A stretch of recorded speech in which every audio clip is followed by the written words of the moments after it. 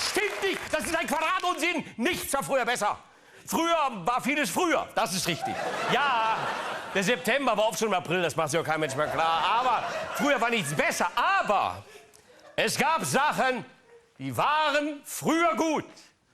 Und sie wären es auch heute noch, wenn man die Finger davon gelassen hätte.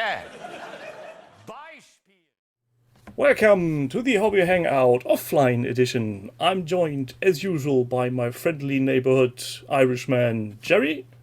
Hola. And there is somebody new down with us. Geoff, would you like to give yourself a short introduction to the people who don't know you, your company, or your videos? Yes, hello, I'm Geoff. I run a little tiny one-man outfit called Oakbound Studio, which deals in very old-school miniatures, but trying to put new strategic rule sets with them. So a classic aesthetic, but very modern mechanics.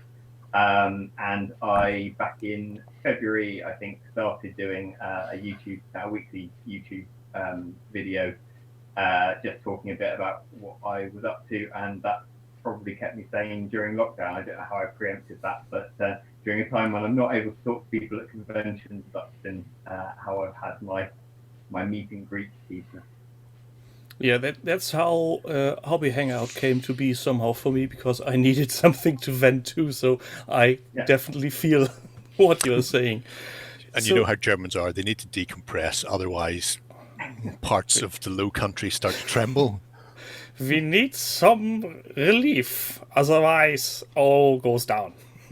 Shits, literally. But what triggered this meeting I called you to was, the more or less glorious misfire that is Hasbro's Hero Quest relaunch, which we will be not discussing directly today, because I think most people know our views on this, and this has been discussed to death. But you made a video after they showed the Pulse release, whatever you want to call it, and you went off a bit into the direction of sculpting methods. Mm-hmm. And the first impression you would have if you would be going into this completely blind is that you don't like digital sculpting at all. So tonight we are going to have a little chat. I'm going to be all pro digital. Gerry is being Gerry, and Geoff is going to try to convince everybody on the internet that old school sculpting is the way to go. Of course, this isn't the one and only answer, and certainly we are not claiming to be right on all parts. Yes, we are, but... So, Geoff, explain to me what's your biggest pro when sculpting analog? The biggest pro for sculpting analog? Yes.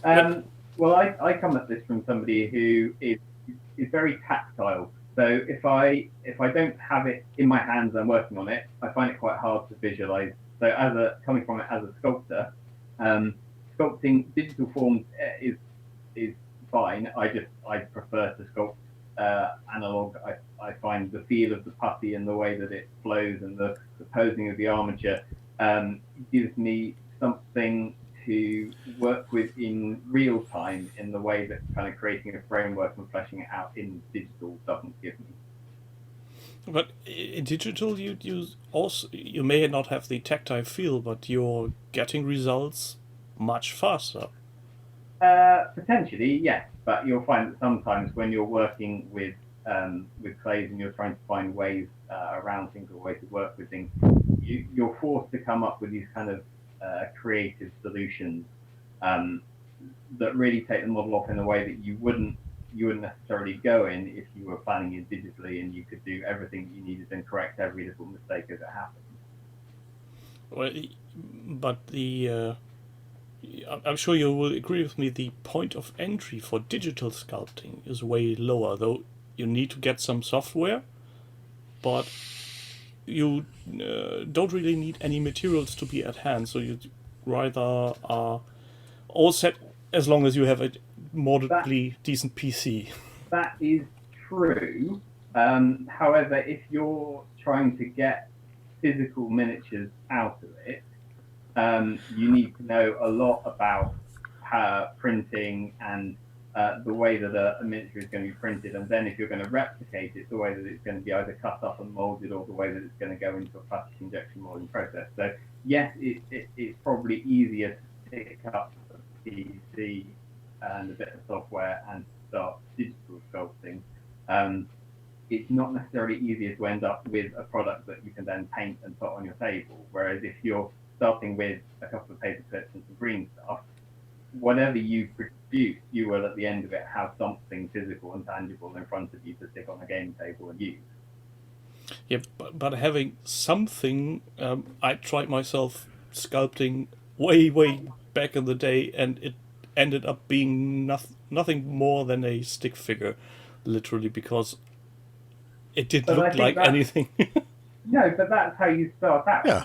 And you work at it, and you learn a bit about anatomy, and the process of so when I start sculpting analog from green stuff, first thing is essentially creating a skeleton, and then you start putting the muscles on it, and then you start putting the flesh on it, and then you start putting the clothes on it, and you build it from the inside out. So you learn that kind of figurative process while you're sculpting, while you're building.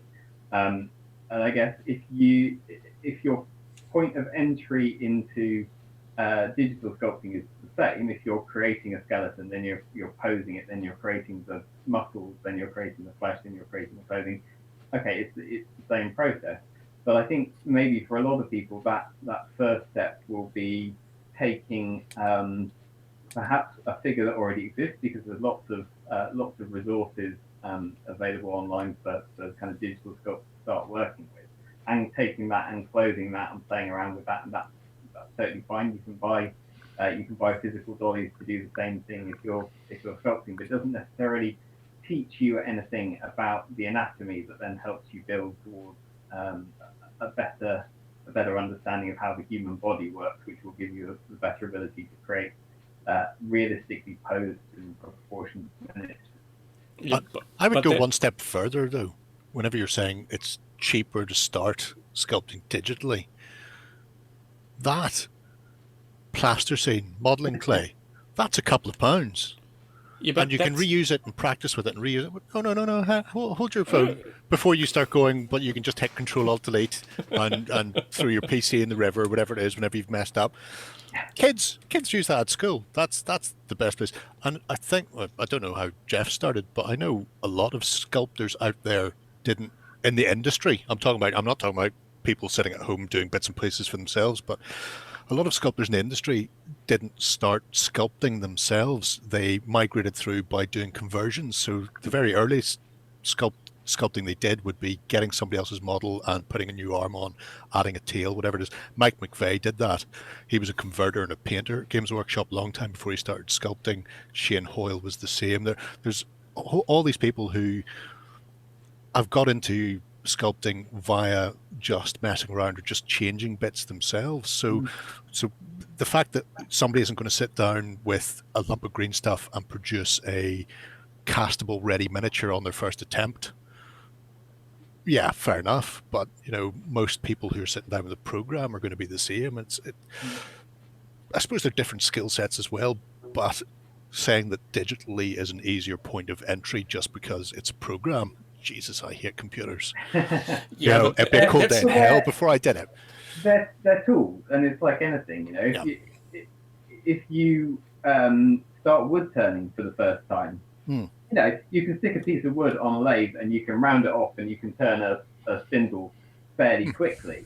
It's huge leaps going from that to being able to turn a beautiful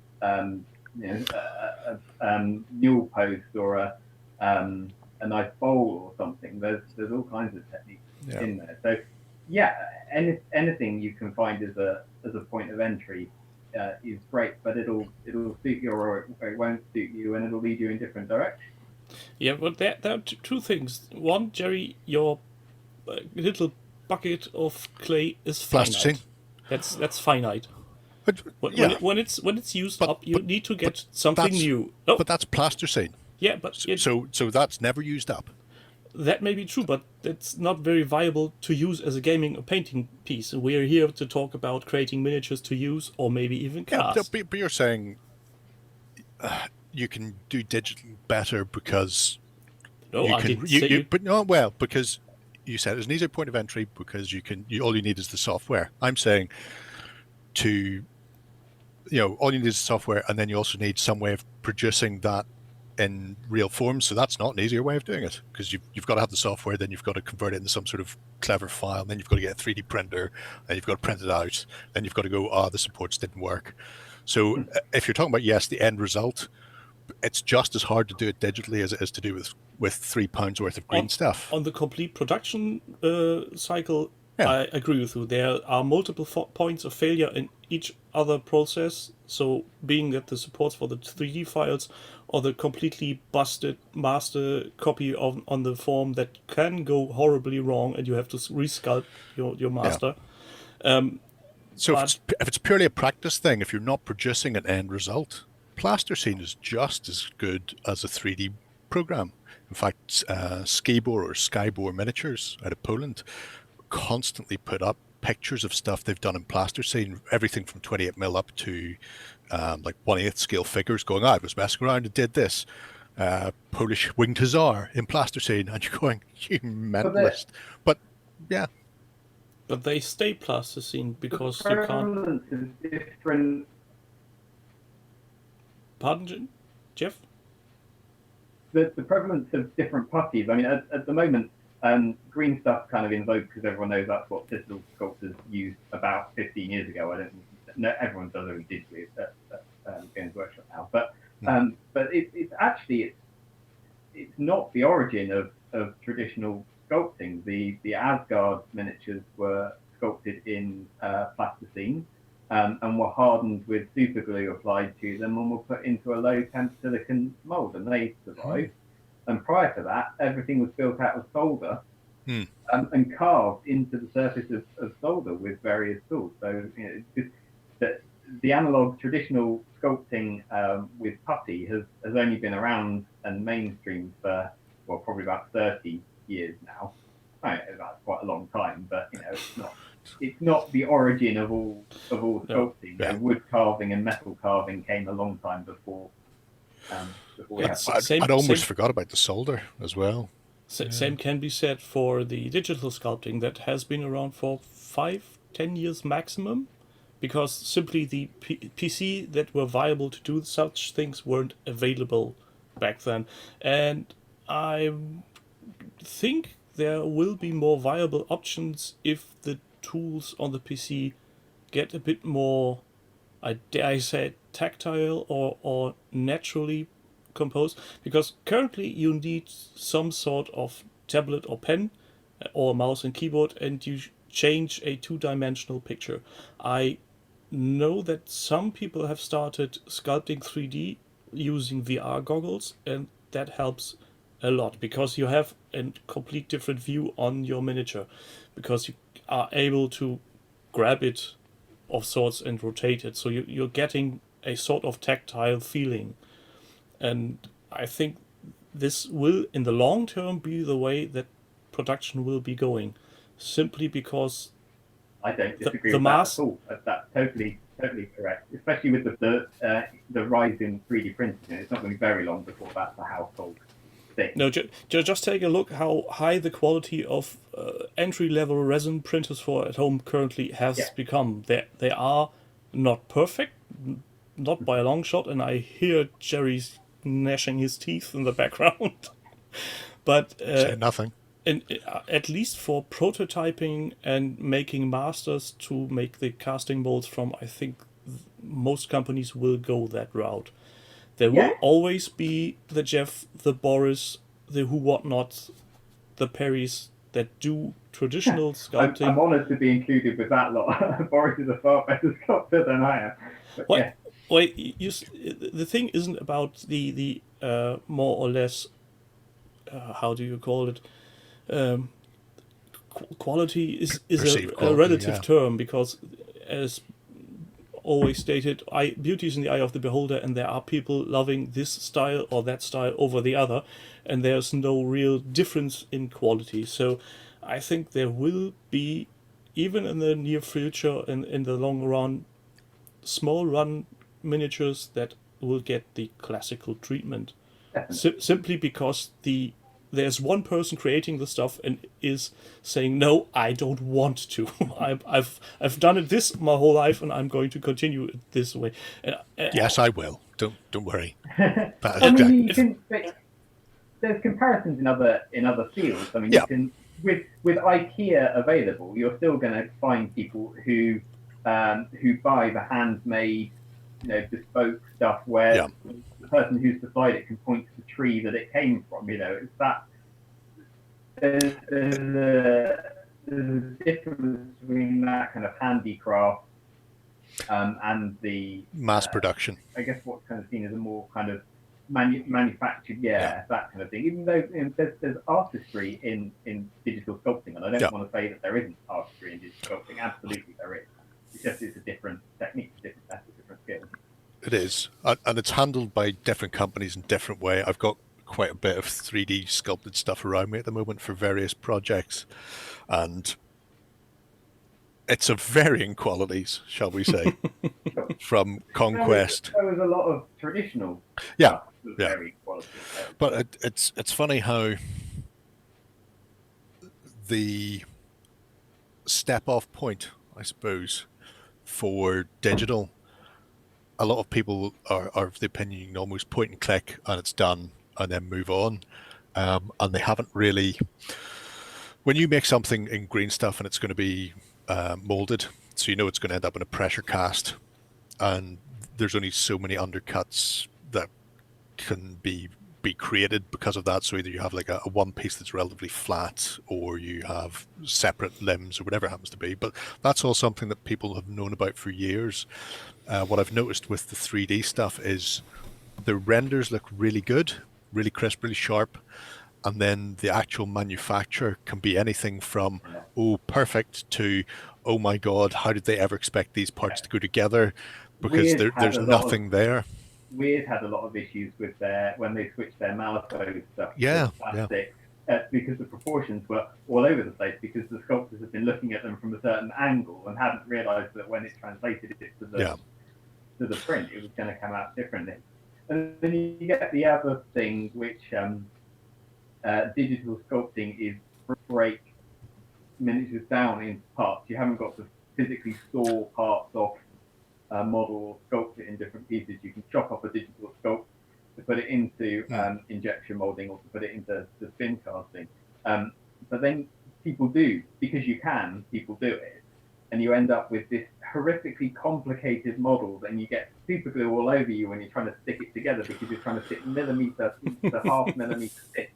And they don't stay together. The first time you pick them up to paint them, they fall apart again. And Marvel's Crisis Protocol, we're looking at you, where some of the cuts and joins are not particularly fantastic on that, and you're looking at it going, did anybody test this? Did you get a test of this mold before you went, yeah, we'll do that at full production? No, you didn't, did you? You went, oh, that can be made, fire those out, and there were some weird choices made. Here's a question. So, obviously 3D printing is coming along leaps and bounds. I had a look at some 10mm 3D printing stuff, and I was talking to Tim about it, I think last week or the week before, where there were very intricate sculpts could be made in 3D because they print that way, and they physically couldn't be produced in either plastic or silicon, or not silicon, plastic or metal or resin, simply because of the structures that they've designed. Do you think with the advance in 3D printing that's the sort of the niche people should be looking at, the things that could be, yes, for mass manufacture, you've got the big companies doing lots of plastic, but for smaller companies or individuals doing something in 3D that wouldn't be physically possible to make in traditional sculpting is a way to go? Or I think, talking as a manufacturer, things like guns and very finely detailed weapons are things that I I would definitely go to for a digital, because you'd be able to get the definition on something that a lot, it's really very flimsy to work with, and I wouldn't want to be sort of sculpting off the end of a pin doing that kind of thing. So yeah, digital sculpting and printing that out is great, and I see that as a good step for home use as well. If people were supplied miniatures that didn't have weapons, or they supplied them as blank forms as digital files with digital weapons that you could add to them, I think there's a market for that, because then you can equip stuff however you want it for your games. And if you're playing a gang character evolution game and you want to change up the equipment on something, it's very easy to take the same figure and knock it out with a different weapon on. Yeah. I do think that kind of changing up of miniatures is going to be coming. That's a good use for the technology. So digital greebly bits as a thing. Yeah, I think so. And also, fine design. So if you're creating something that's got perhaps very fine armor on it, and you can't do the filigree work on the armor by hand, do it, 3D print those bits and fit them to a figure. So I think kind of hybrid digital parts on analog sculpted parts, I'm totally up for. I think that's a really good meshing of the two technologies. I think Jamie Tranter did that for his Warsaw Rising poles. A lot of people weaponry. do that. A lot of very good sculptors that have reputations as being completely traditional analog sculptors are working with 3D printed components, and people just don't realize it, because it's their figures are still posed analog. The bulk of the figure is still analog, so you still get that sense that it's a traditional miniature. And working analogs leaves some kind of a handwriting, like a brushstroke on a painting. You realize that has been done by this man. And if he uses the same shoulder pad as 50,000 of his other Universal soldiers have, of course it looks the same, because it needs to look the same. Yeah, and you're not wasting his time. Otherwise you'd have to sculpt that shoulder pad, cast that shoulder pad for every figure to supply them. Otherwise, he's sculpting the same shoulder pad over and over again, which is a waste of a sculptor's time, quite frankly. And maybe the last shoulder pad is 10% larger than the first one, and then they start to look a bit weird and non-uniform. So maybe say that digital sculpting isn't bad. To say that it has its places, but it's not yet the be-all, end-all to replace manual sculpting. My issue has never been with digital sculpting, right? I come from a prop making, model making background. I was doing stuff 20 years ago that if we'd had a 3D printer, it would have been a much easier job. It would have been a much better job. It would have been a much quicker job.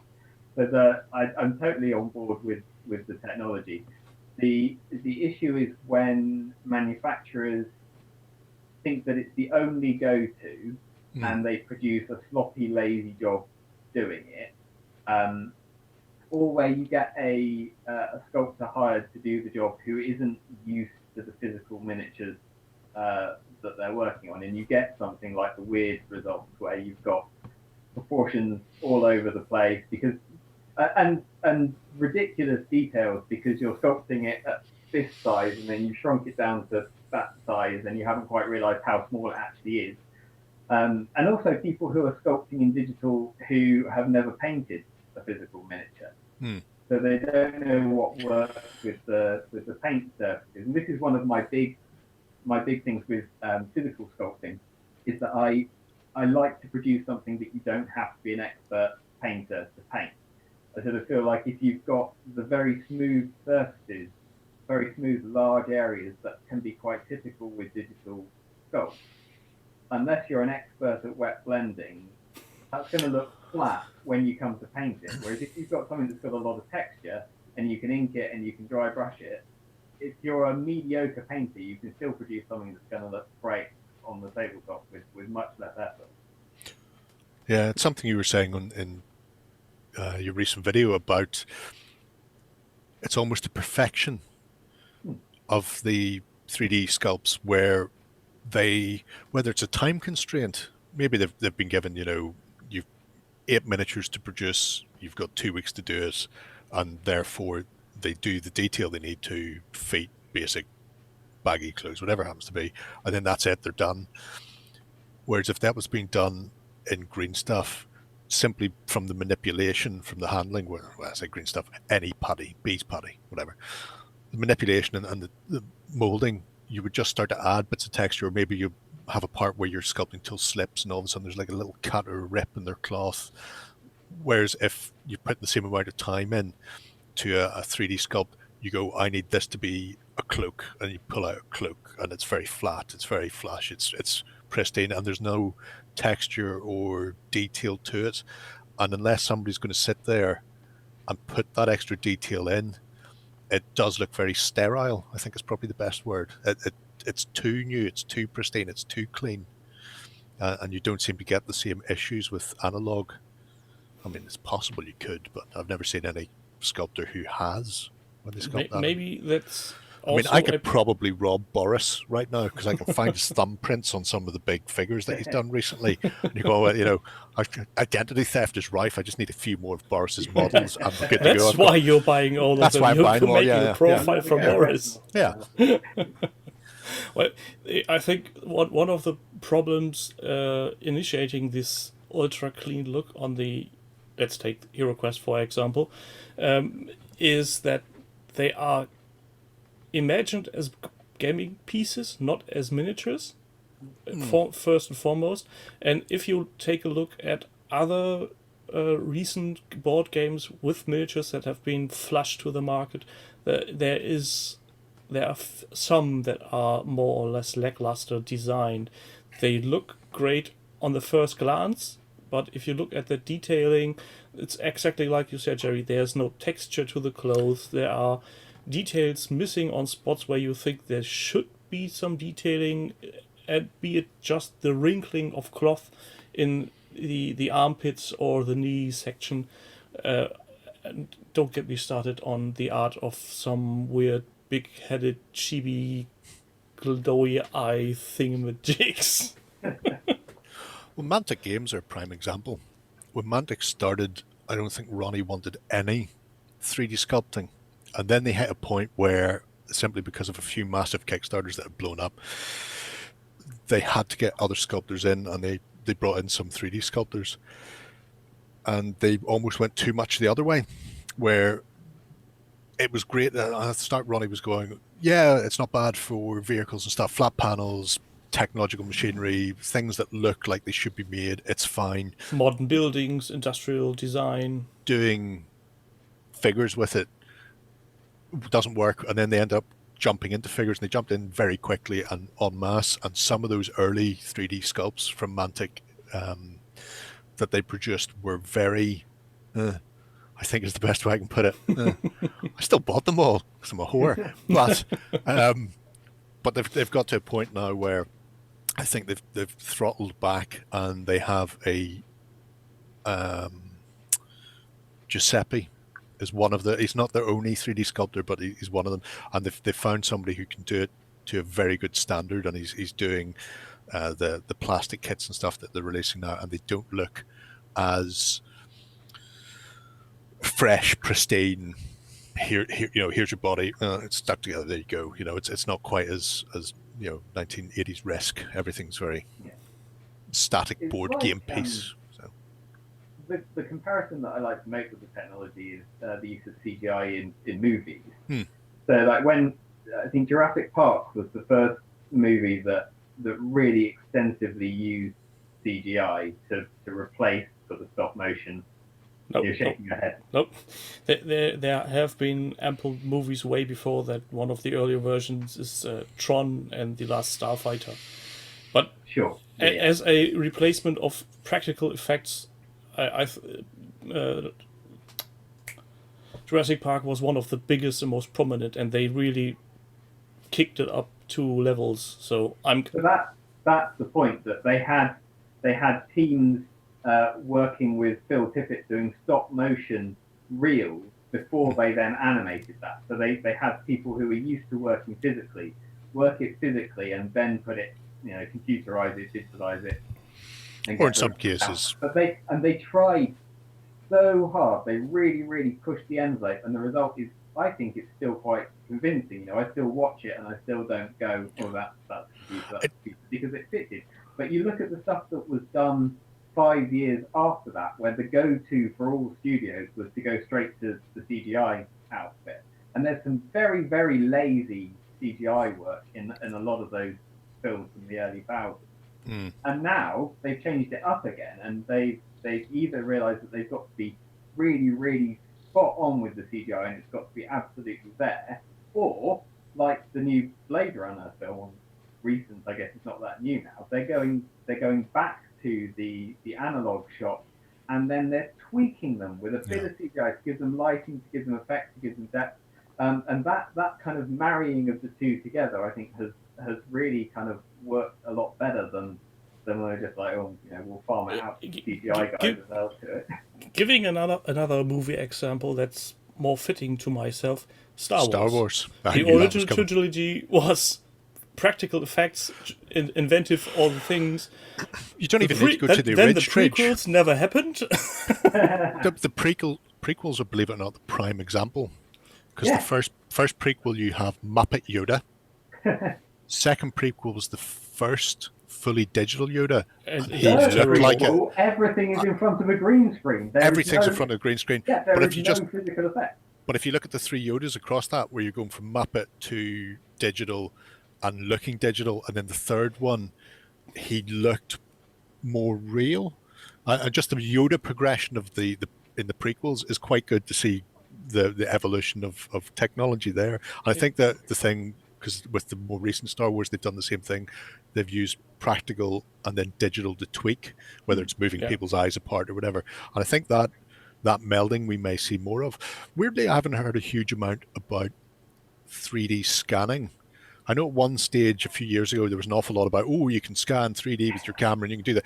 Yeah. And I think when that catches up, that has potential for our little corner of the industry of the world, because you can then do your analog sculpting and then tweak. Or a lot of people with very rare miniatures collections, which is kind of the circle that I move in.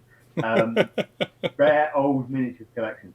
I have been worried about the prices of the value of their collection dropping, because you can scan it in and 3D print their own, whatever rare miniature from the 70s. Yeah, but that is the same as somebody collecting stamps being afraid of somebody photocopying an expensive... It's mental, isn't it? So I work with the university, and I've worked with the architecture department, and they have done a lot of 3D scanning to get topographies and to get groundwork and map caves, and we did a thing with an abbey last year trying to preserve the gravestones on the floor by 3D scanning and then CNCing replica gravestones for them to hang next to them. Right. And the scanning technology is not there. Yeah. It is probably still a decade away from being able to actually, people scan from home images and produce them. High level, yes, is there. It's funny you're mentioning the architecture type, because one of my customers, I work as a self-employed IT person, does exactly that.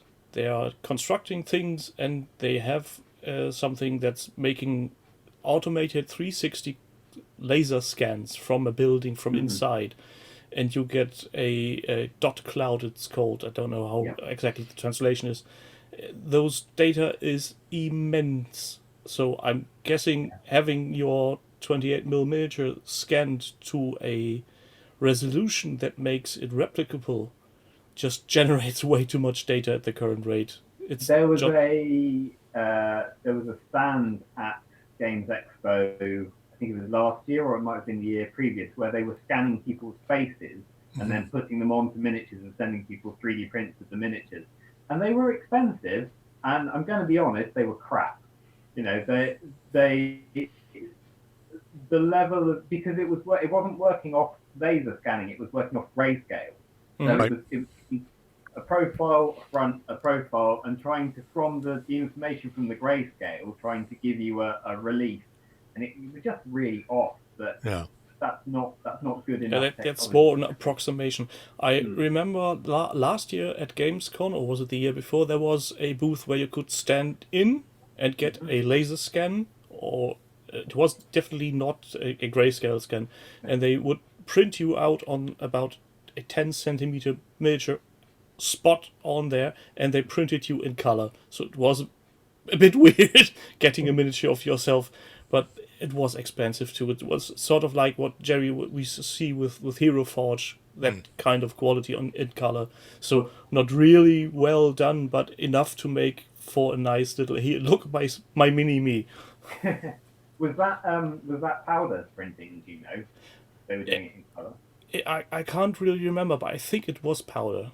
Mm-hmm. It definitely was not filament printing and not resin, because they didn't have to do any post-processing. They just got out the miniature and say, here you go.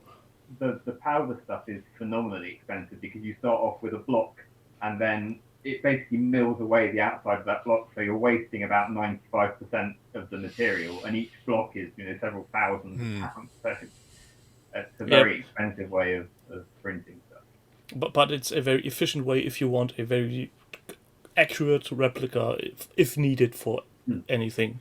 Yeah. So I think we are past the digital sculpting miniature thing for now, and we can agree all methods work, all methods have their time and place, and they are best used when they add to each other in any way, shape or form. There was one more thing you said, Geoff, in your video that was going in the direction of artwork. You didn't like the artwork on the box of Hero Quest or the cards. No, but that I have to agree. But tell us your reasons again why. Well, that just seems to be the way that the artwork is going at the moment. We've entered this phase where everything has to look like World of Warcraft. It seems to me, but and it's the same thing that kind of puts me off Age of Sigmar. It's not necessarily the miniatures. It's not necessarily the background. It's not the rules. That's all fine as far as I can tell. It's the style of it. It's this very video game led, kind of cartoon led, but not cartoon led in the way things were in the 90s, where you have the kind of accentuated proportions. This is just very, very glossy. It's sort of uber high fantasy. It's sort of taking high fantasy and jumping off the deep end with that look, where everything. So I think what I said in the video was that the kind of fantasy that was around in the 80s and 90s, things like Conan, for example, a lot of the aesthetics in Conan are based taking historical examples of weapons and settings and cultures and giving them a fantasy tweak. Whereas what I think we're seeing now is people taking existing fantasy tropes and giving those a fantasy tweak. So we're kind of building fantasy on top of fantasy, and it's one step further away from being kind of grounded in imagined, romanticized reality, and that's the bit that I like. So I'm a low fantasy guy. They're also trying to import quite a lot of Japanese anime influence. Yeah. From the floppy-eared elves, because I remember I've got it's either Inophobia or Arcane RPG magazine from sometime mid-90s, when they were releasing the first Japanese version of Dungeons and Dragons, and they put in pictures of the elves there, and elves had gone from having pointy ears to having big floppy dog ear things, and World of Warcraft has kept that, and some of the Hero Quest, the new Hero Quest, don't want to call it Hero Quest, the Pulse Quest, Elf has the same thing. It's got the big floppy dog ears, and you're looking and you're going, well, it's clearly an aesthetic that they're attempting to capture that anime fan World of Warcraft market with. And you're right, the swords they're not barbarian swords. They're swords that an anime character would have over one shoulder, even though it's the size of a small bass. They're so outlandish that they don't have any sort of basis in reality. I quite Well, like. Could possibly be said for the Keltoff swords that Kev White did that are based on the 2000 AD Narnia comic. So that's not a totally new thing. No, it's but Keltos was likable. It's because you And made I'm them with totally green not stuff. saying that because I have a closet full of them. That's Kev for you, though. But is there? I mean, is there, because that in that particular range was based on what is very obviously a retelling of kind of Celtic myth through 2000 AD and an attempt to take, I don't know, something that's kind of prehistoric and fantasize the prehistoric. Is there still a one-step connection there, rather than just because it's gone via a comic doesn't necessarily mean it's been taken on a second step, blown out? Yeah, I know what you mean. It's an interesting one. I mean, I'm a big fan of Slane and Kev White and Keltos as well. And yes, a lot of oh my God, they were some chunky ass weapons. Yeah. As was the what was the other? It wasn't Keltos, or maybe it was still Keltos. The Chronopia, are you thinking? Chronopia. That is. Yeah. I'm looking over there, but unfortunately, there's a wall of crap in front of it, so I couldn't see the name of it. I have the human faction there. I won't say it's 100 Kingdoms, but it's not. It's something very similar, and they had overly sized, chunky ass weaponry as well. And that was obviously an aesthetic that Kev was very fond of at that stage, because I think that was one of his first forays into sculpting. I think the Keltos may have been his first range. Yeah. I think if you take the old school barbarian from HeroQuest and put it next to the barbarians from Keltos, they're not so far off from each Actually, another. my barbarian lost his broadsword, and I've replaced it with a Keltos broadsword. So there you go. They're not. No, they're not a million miles away. But they're actually, it's actually shorter. The Keltos one is shorter than the original, but it's not. It's a bit thicker. Yeah. So what I find a bit weird on this is they've changed the miniatures. They've changed the artwork on the cards. On the I thought we outside. were going to do HeroQuest bitching tonight. Yes, I know. But they didn't change the other cards, not the character cards, but these what were they called it? The spell cards. The Gary Chalk illustrations. Yeah. When they showed those on Twitter, before they launched it, everybody was, oh, cool, they still got the old artwork. And then you get your boot shoved in your face with the enemy Warfucker. If we're doing the HeroQuest thing, I think the issue is what are they trying to achieve? If what they're trying to achieve is to sell a premium product to people who remember it the first time round and are going to go, oh, it's HeroQuest, yeah, I'm buying it, I think maybe they've missed something in the style of the miniatures. I think they shot themselves in the foot 3 times. However, if what they're trying to do is do what HeroQuest did the first time round, which was create a simple game which would get people into miniature gaming, so you then go into a Games Workshop and you buy figures to build on your HeroQuest set, and then you get into Warhammer and whatever else. I think they've also missed a trick because the pricing is a bit high, and I can't imagine the figures being as easy to paint as the figures in the HeroQuest set. I say quite frequently to people who say, "Oh, those original plastic figures were awful." Okay, they're not the most inventive figures. It was one of the early forays that Games Workshop did into plastic manufacturing, so they're pretty basic. But if you paint those neatly and you throw a wash on them, they come up really nice because they don't have a lot of detail, and the detail they do have is very pronounced. Yeah, just the shading almost kind of doing itself on the figure, whereas these ones that they're doing on poles. See this like... this little Chaos Knight is a early 90s Games Workshop miniature. It's drop dead simple casting wise, I reckon, because there's not much undercut to go by. And I painted this thing 25 years ago. And I still love it to bits. So, and people will say it's nostalgia, but I think it's also to do with the paint job on it, because they're designed as quick paint to fill out your unit so that you can spend the time on your characters. Whereas where in a situation where every figure is as detailed as they can possibly get it, you're not painting that in a month of Sundays, but that range is going to take forever to paint, and if you rush it through, it'll look bad and spotty. It's just, I think it doesn't do the same job as the original Hero Quest figures were designed to do, which was to give you a nicely painted base set that you could then add to by buying the odd figure from Games Workshop and painting it and learning to paint through the process. I think what you've touched on there is very telling as well. It's why are they making it? Because they don't have a Games Workshop behind them. It is just Hasbro, unless they're planning on entering the miniatures market again. I don't think they are, because they haven't up until they had the opportunity to try and buy GW like 20 years ago when it wasn't all-powerful behemoth. So it means it can't be a feeder, even though it looks like they're trying to appeal to 10 to 14-year-olds who are playing Warcraft to get them. Because here's the aesthetic of Warcraft, but here's a simple board game, and it is super simple.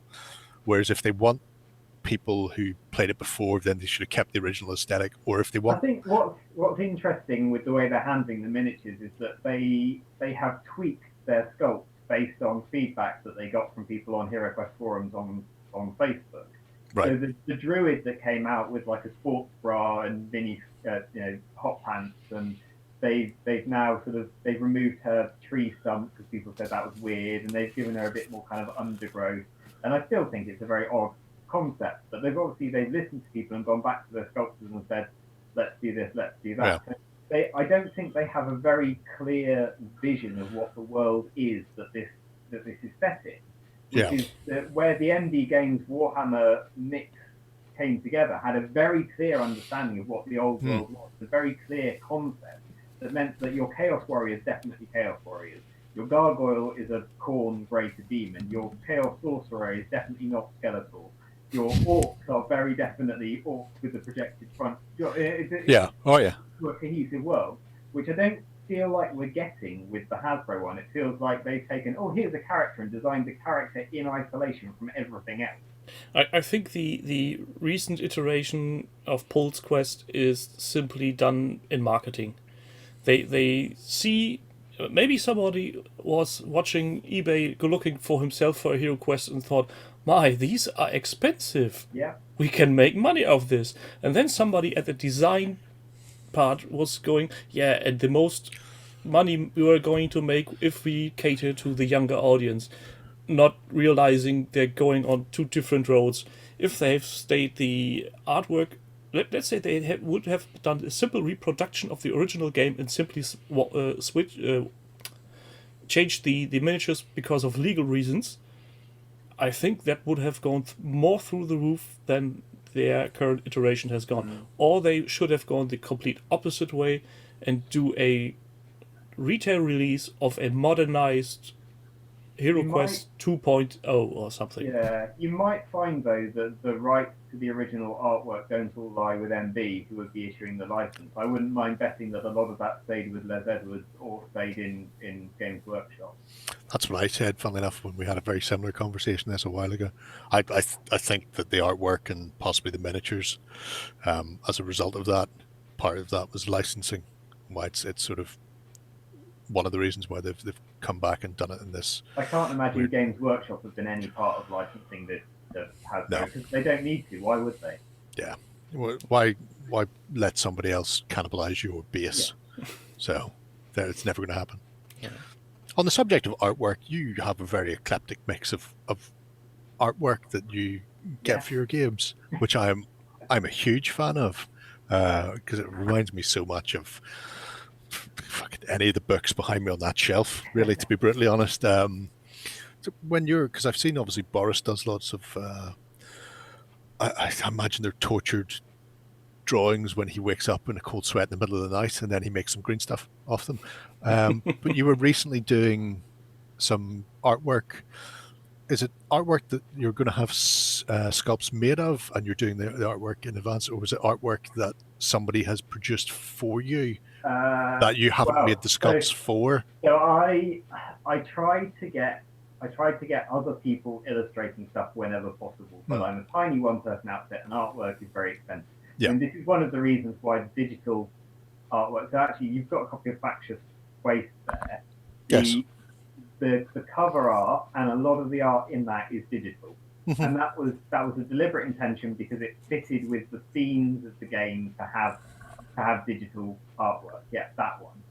But with one notable exception, in the woods everything is analog, and that having analog artwork done is a lot more expensive than having digital artwork done. It takes a lot longer. So I end up having to do quite a lot of the artwork myself, just for budgetary reasons. And normally, because my books are coming ahead of the sculpted ranges, or the book followed by a couple of Kickstarters the year after to cover the ranges that are in the book. Yeah, so that's digital. That's all digital. Yeah, that's a guy called Simon Lee Tranter, who's a very, very good artist. I gave him very basic concepts, and he has nailed it. But I'm now in the position where I was going to do entirely Dreamstone stuff this year, and then lockdown happened, so I ended up having a lot more time to sculpt stuff that was on my to sculpt list. So I've ended up with my sculpting being ahead of my publication releases, which has meant that I can now photograph sculpts miniature and print them out and use those as the basis for for doing the drawing. So I'm now working the other cheating. way around, which is a very classic way of doing it, because if you look at the early Citadel compendiums, that's all Tony Ackland pencil drawing the miniatures that he's got on his desk in front of him. So we've kind of come full circle. Full circle. I've just seen Fugu buildings in the corner there. I'd missed those the first time around. Yeah. I'm not having the soundboard ready for you, Gerry. Fugu. But no, it's because the little you sent me this little Art of the Woods the art book, book, which I was just blown away by, and I was sitting going through this with a friend, Lena. I'm going, oh, this is, you should see this here. I'm just holding them up to the camera. I'm flicking through and then just naming names, and we hit Alan Lee, and it was like, oh, shit, Alan Lee's in there. So there's a stunner. One of my big things is that if I'm in a position where I can commission art pieces or ask for art, I want to ask the people who were influential in inspiring me to create the settings that they're in. So Alan Lee was a big part of that. Tony Huff has done some illustrations for me. The cover of the Woods rulebook is John Sibbett, who did the Realms of Chaos stuff. And I've got two very, very big names sat on the table at the moment looking for artwork for me. So I'm not allowed to say in case that doesn't happen, but I'm very, very excited by those two. So it's been really nice actually just use it as an opportunity to talk to people who were so influential in my life growing up and say, hey, can you do some stuff for me? It's been great. That always sounds fantastic. I mean, Cave, who has Westphalia, a friend sculpted him Lone Wolf, based on the Gary Chuck's artwork. And then he got in contact with Gary and was like, friends made this. Could I produce it as a limited run? The guy went, yeah, that's fine. Yeah. And then he was talking to him, and there's a plan to do a range of miniatures based on some of Gary's stuff that he did for Lone Wolf originally. Oh, brilliant. But Gary also said, because they're planning on taking this to Kickstarter, hopefully, touch wood, I don't know when this is going to happen. Gary Chalk is risking Kickstarter again after the last thing. Well, I think the idea is he'll let Westphalia do it, but if they go to Kickstarter, if they hit certain stretch goals, he's going to do new illustrations specifically for the Kickstarter that then will also be turned into, probably by Boris, turned into sculpts. And it's because so much from so many different companies. Gary has done some amazing stuff. His stuff he did for Confrontation for Rackham was just absolutely beautiful. And Gerry, is this mentioning this only to have more people know about it when it launches, so that he gets more stuff when people join the Kickstarter? That is my goal in life. Spend a lot of time going, I'm backing this Kickstarter. Fucking back this Kickstarter as well. I want more stuff. You fucking cunt, you. Sometimes it works, sometimes it doesn't. I reeled a few in for Dreamstone, which is good. I seen the resin. It was resin cast Albert there recently. The C3 one. I'm going. Oh yeah, the Clearcast one. I'm going. That's just adorable. I bought from, going off on a complete tangent, I bought from Poundland this little globe that's got an LED light in the bottom. And I thought, you know what? When I go to shows, I'll mount those figures around the outside with a glowing Dreamstone in the middle. So I need a clear cast Dreamstone to fit over the top there and paint up. So that's why I've got a clear Albert as well. So. Now we are seeing Gerry having a malegasm. I'm just waiting. At some point next year, I'll be getting a big chunky thing of Dreamstone, because I think I just went send it whenever it's all done and dusted. Yeah, because I'm very easygoing like that. and he has to make some space first. It's like free stuff. There's no room. When a Kickstarter's been going for so long, you've forgotten that you backed it. And you get free stuff in the post. Free stuff, yeah. Kickstarter is like drunk past me in many respects. It's like, where's this come from? Oh, it's a gift from past me when drunk at like 2 a.m. on a Friday night, just randomly clicking buttons. Well, you know. One last question for the evening for you two. What are your thoughts generally on re-releasing and remodeling games/miniatures? I personally am a bit torn.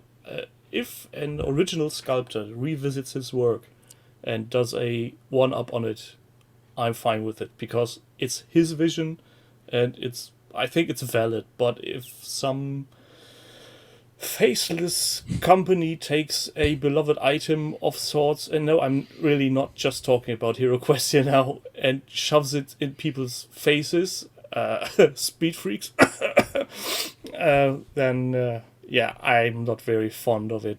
Geoff, what's your take on this? Well, I personally have resculpted some miniatures 4 or 5 times now, just because I think my sculpting's got better since then. I could do a better job and have tried to improve on it, and that just happens. But I think it's a very dangerous game, isn't it? It's like sort of remaking a cult movie in a lot of instances. It's never going to compare to the original thing. There's always going to be people going, "Oh yeah, but it's not the original thing, so just don't bother. Do something different." If you take something and you go in a completely different direction with it, then I think, okay, maybe. But if they got it right the first time, just don't touch that. You know, if they're not reissuing it, leave it alone. Do something else. Come up with your own ideas. I would be probably more or less exactly the same. I mean, Andy at Heresy has done multiple iterations of Boris over the years, and Boris, you can see, gets more dynamic and bigger each time as Andy's sculpting has improved and his techniques have improved. So he's gone from, you know, very static, two-dimensional, practically standing there, to rocking forward and taking somebody's head off with an axe in a thrud style. While swinging his long dong schlong. He's not always naked. In fact, I think that was Kev did the naked one as a little bonus for him. I'm still very happy about showing that one to Warren, having him giggle like a little girl. Yeah, then he went and poked Andy with a stick for a couple of days until he managed to get one. And then other times I look at it and I just go, what is the point? Like I said, why redo it? I have 2 versions of Marius Leitdorf, the best elector count. So I've got the original, obviously, one-piece cast from when they first did the elector counts, and then I got the re-released up and biggened one, and he's nice. The new one is nice. He's bigger, he's fancier, his horse is fancy. He's not just the standard plastic Empire horse. But there's just something about the original one who just looks better. And maybe that is a touch of the rose-tinted glasses, where I look at it and go, well, you know, he's been my elector count for 30 years. He should have been whatever you encounter first, isn't yeah. it? I think you'll always have that attachment to the first. Yeah, and I mean, sometimes you'll get people they'll, especially younger people, they'll come across the new version and see it and go, oh my god, look at that, and then go, well, here's where it came from originally. Gazgul Thraka. Oh yeah. War Gazgul Thraka has gone from, well, currently he's this big, then there was a medium one, and then there was the little bitty original one. It's Stumpy. And arms out I either side. just learned from, I think, miniature things that there was a Rogue Trader Thrakant that was the first named Yeah, version, he which was was the even little- smaller. He was the little tiny. His arm still pointed in the two directions because he was practically two-dimensional. His gun was out one side. He was a little lump of lead you could have killed somebody with. He was great. And looking at the original one and then looking at the massive one and the huge powered armor thing, you're going, right, fair enough. And I'm assuming the 4th edition will come in the next year or so if they finally get around to redoing the orcs, and he'll be some sort of thing this big made out of 150 moving parts of plastic. And Only available through Forge World. And I will regret that massively when he finally appears, because the original ones were all of the original orcs. I mean, yes, sculpting improves with time because manufacturing improves and techniques that weren't available when people were still working off lead casting, and then when they went from lead into the white metal, which was more sort of tin heavy and could support itself, they started doing more dynamic poses, and then into fail cast / plastic, and you could do different things again. So sculpts change over time, but the original Here We Go and Warg orcs I still prefer to any orcs that have been released subsequently. That's because of the aesthetic. Yeah. Choice of them. Because even if you look at the original Here We Go orcs compared to the orcs that came out with 2nd edition, there is a huge difference. And even though the technology was evolving, they made a decision to make the orcs different. And yeah, you either like that aesthetic or you don't like that aesthetic. And that's not to do with the skills of the sculptor or to do with the technology that's involved in the production. It's to do with the design elements of the figure. Yeah, I remember the jump for 40k when there was the smaller orcs in Gorka Morka, and they had a very distinct art and posing, and then there were the new orcs that are still more or less the current ones, which have their head more or less in front of their body and not on top.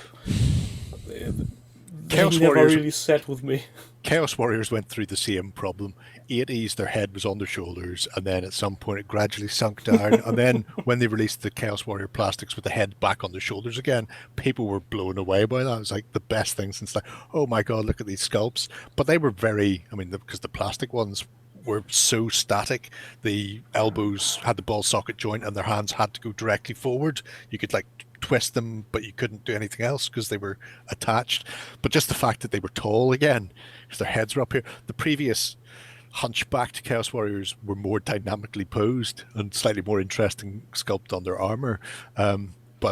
But people just looked at them and went, oh, it's like night and day. Look, this man can see over his friends, for his head is not staring directly into the backside of his... He can look at his back because he can look over his shoulder. I'd look over his shoulder, yeah. It's a world gone mad. Yeah, I think this more or less concludes all questions I had for today. Gerry, do you have anything more to ask the audience? I don't think I do. I think I'm replete. I think we've all agreed that 3D sculptors are terrible. They're like the devil. Is that not what we took out of today?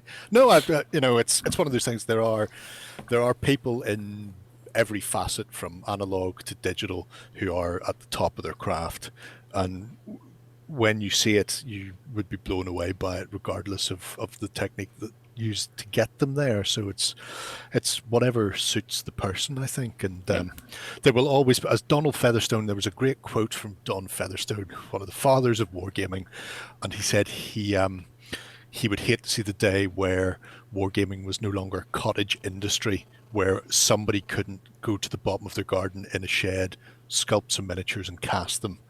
And I think as long as we still have that, as long as we still have people who can do the bespoke stuff alongside whatever the industry decides is the standard, and I think we all know that it's moving to 3D regardless of what I want, because they won't return my calls anymore, the industry. But as long as we don't lose one facet simply because the newer version of the medium seems to be the prevailing trend, then I think it's always good. I think the most obvious point here is actually really quality. There are some shed working 3D modelers that do good stuff. Example was given by you, Gerry, the 10mm elves. Those sculpts, Forest Dragon, yeah. those do look amazing. There's no denying it. If you see, when I first saw the pictures, and after the fact I've been told those are 10mm, I was a bit baffled. To be honest, there was details on those things. 10mm is not very much. Oh no, it's yeah, and it's one of those things. And there are certain sculptors who I have followed for years, and I will pick up stuff that they produce simply because I love it. It doesn't matter what company it comes from, and they fitter around the edges of 3D every now and again. Kev tried a bit recently during lockdown. I wasn't impressed. Stick with the putty, Kev. But you never know where things take people. So analog will forever hold a place in my heart, and I hope to always get my hands on it whenever I want it. Having to hook through bargain bins would make me cry. So Geoff, is there anything you would like the world to know? Are there any upcoming projects? Is there something you definitely don't want to talk about? Well, I was going to say if we had another couple of hours, we could wade into Hero Forge. But let's stick here of that. Before we go anywhere this will be very brief. Obviously on Tabletop we've done some stuff with Hero Forge recently. They sent us some to test, and then they also give me a voucher. So what I will do is, because I'm going to make some things and then get them shipped to me, whenever I've got them, we can do this again. Yeah. Now that because then I'll actually be able to physically go, here's the model online and here's the miniature, and we can see it up close and see what the difference is. From the perspective of a digital sculptor and an analog sculptor, what would you do differently on these? That would be interesting. But please, Gerry, don't make them print the phallic one. No, I didn't do any of those. That was Lloyd, and Lloyd doesn't have a voucher for Hero Forge because he's not allowed. Anyway, Geoff, sorry, I digress. So the shameless plug section, the new book, Mythic Cycles for the Woods, is coming out before Christmas. That's what I'm working on at the moment, which is Celtic and Irish and Scottish and Arthurian myths and legends for your world of the woods. And I'm hoping to have, because I now have the sculpt, my new Spriggans on Kickstarter around Halloween. They're suitably terrifyingly themed for Halloween because they do not in any way resemble the current leaders of our country. They're a terrifying prospect, and they're coming up quite soon. Well, I'm happy to hear about you launching a new campaign when you actually launch it. Give me a call if you want to talk about it, then we can definitely shove in some time for that. That's good. It'll get me hauled off to the Tower of London if I start talking about that one. It's all right. He's in Germany. It's fine. Nobody watches this. I'm on the other side of the canal. There's no Boris guy going here. Well, with this, I say thank you for everybody listening. If anybody is watching this on YouTube, we will never know. Maybe I will know. I guess at least Lena will watch it. Gerry, thank you for being here, and a special thank you for Geoff for being here after I messed up the meeting the first time. Well, it's a first for everybody. I will say to you now, bye. We see you next Tuesday. Cheers. Auf der anderen Seite sehe ich jedoch etliche sehr spärlich möblierte Gesichter. Wo eine ganz einfache Frage zart von hinten an die Glasmurmeln klopft, die die Augen darstellen. Und die Frage lautet natürlich, mein Gott, was hat der Mann?